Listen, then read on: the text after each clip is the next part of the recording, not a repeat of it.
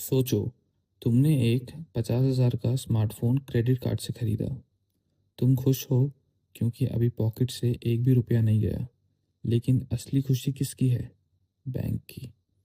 और सबसे इंटरेस्टिंग बात, बैंक सिर्फ तुम्हारे इंटरेस्ट से ही पैसे नहीं कमाता।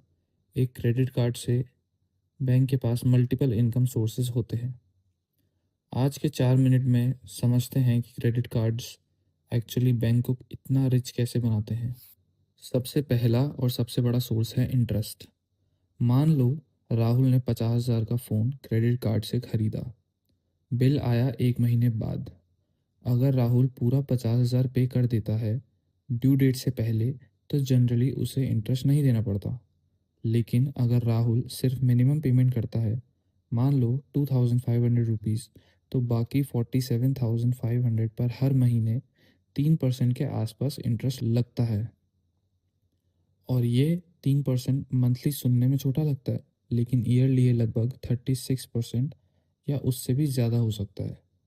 लेकिन सरप्राइज़ ये है कि राहुल अगर फुल पेमेंट भी कर देता है, तब भी बैंक पैसे कमाता है। कैसे?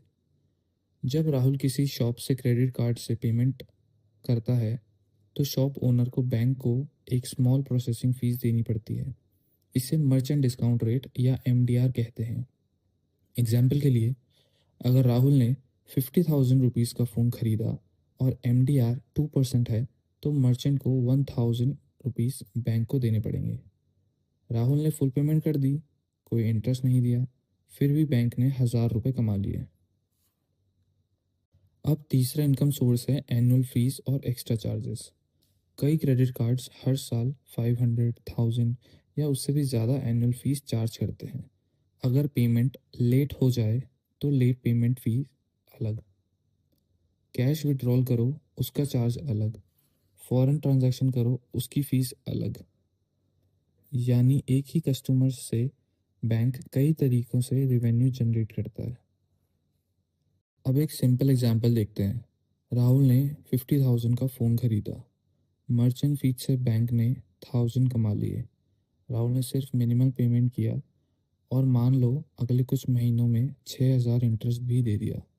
एनुअल फीस 1,000 रुपये थी। टोटल अर्निंग्स बैंक की हो गई 8,000। और ये सिर्फ एक कस्टमर का एग्जांपल है। सोचो, जब लाखों लोग क्रेडिट कार्ड्स यूज़ करते हैं, तब बैंक्स कितना रेवेन्यू जनरेट करता होगा। इसीलिए क्रेडिट कार्ड खुद बुरे नहीं होते। अगर तुम हर महीने ड्यू डेट से पहले फुल पेमेंट करते हो, तो तुम रिवॉर्ड्स और कैशबैक का फ़ायदा ले सकते हो और इंटरेस्ट से बच सकते हो। लेकिन अगर बैलेंस कैरी करते हो, तो वही क्रेडिट कार्ड बैंक के लिए एक पावरफुल मनी मेकिंग मशीन बन जाता है।